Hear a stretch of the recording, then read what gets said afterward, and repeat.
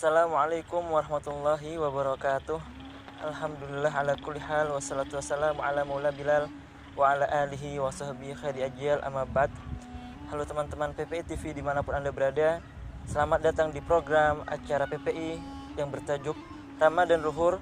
Dan saya selaku penceramah akan menyampaikan dalam kesempatan yang mulia ini adalah di bawah tema orang yang berpuasa Ramadan akan tetapi dia tidak melaksanakan sholat fardunya, apakah puasanya dianggap sah atau tidak.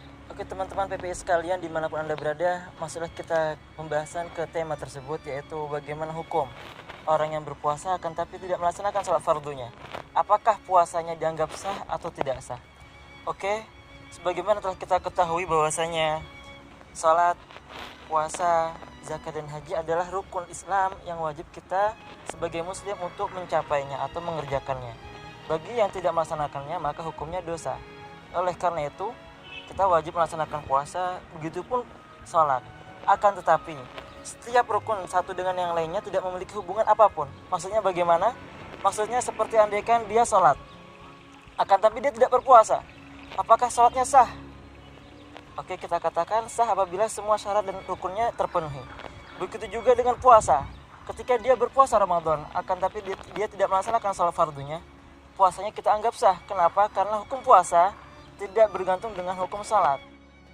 Bagaimana cara orang yang meninggalkan sholat fardunya di tengah-tengah bulan Ramadan?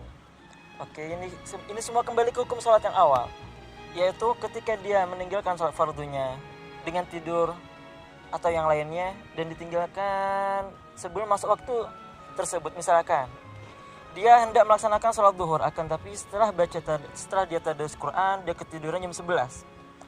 Bangunlah dia setelah asar, berarti satu waktu telah terlewat, yaitu waktu duhur. Bagaimana dia mengqadha sholat itu? Maka pertama yang diketahui bahwasanya hukum mengqadha sholatnya adalah wajib. Kemudian yang kedua, dia wajib mengqadha sholatnya ketika dia bangun dan ketika dia teringat akan sholat yang ditinggalkan tadi.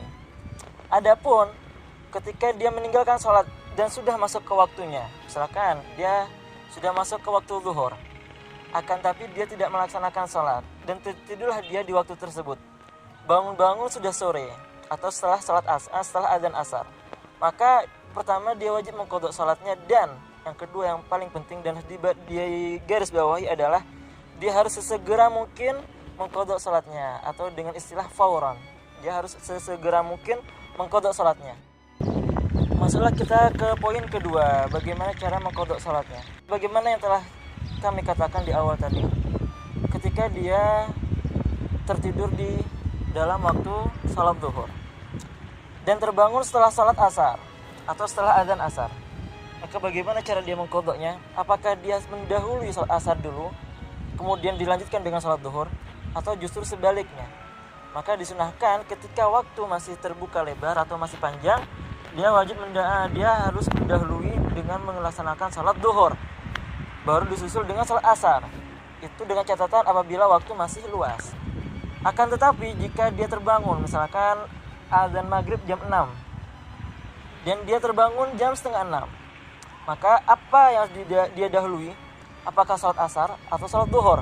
Dalam keadaan waktu sholat asar tinggal sedikit lagi, maka yang wajib dia laksanakan adalah mendahului dengan melaksanakan sholat asar. Baru ketika waktunya masih cukup, dia diteruskan dengan sholat zuhur, atau jika waktu tidak cukup lagi, dia lanjutkan sholat zuhurnya nanti setelah masuk waktu maghrib. Dari pembahasan yang tadi bahwasanya puasa yang ia laksanakan maka hukumnya tetap sah. Akan tapi sholatnya, bagaimana dengan sholatnya? Maka sholatnya punya hukum dan tata cara sendiri untuk melaksanakannya atau mengqadhanya. Sebelum mengakhiri tausiah kali ini, kami berpesan kepada para pemirsa PPI TV dalam program Ramadan Luhur kali ini, mari kita senantiasa meningkatkan dan memanfaatkan salah satu nikmat yang luar biasa, yaitu dengan izinnya kita berada dan dapat menikmati nikmatnya bulan suci Ramadan, bulan penuh berkah, bulan penuh ampunan, dan bulan penuh kasih sayang. Sekian dari kami ucapkan terima kasih sebanyak-banyaknya, dan kami pun mengucapkan mohon maaf sebesar-besarnya bila ada tutur kata yang kurang dipahami. Dan sekian, wabillahi taufiq wal hidayah. Wassalamualaikum warahmatullahi wabarakatuh. Jangan lupa teman-teman sekalian untuk mensubscribe channel PPI TV dalam program Ramadan Duhur kali ini, dan untuk mengikuti terus tausiah singkat dari pelajar yang berada di Timur Tengah. PPI TV, dari pelajar dan untuk pelajar.